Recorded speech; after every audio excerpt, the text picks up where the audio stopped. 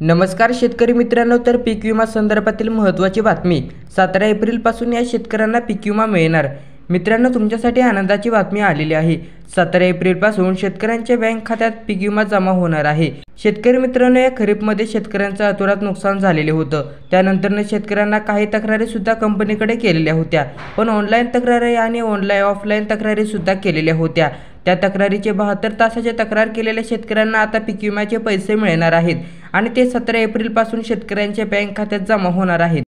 शेतकरी मित्रांनो, छत्रपती संभाजीनगरमध्ये सोयगाव तालुक्यातील शेतकऱ्यांना आता हा पीक विमा मिळणार आहे.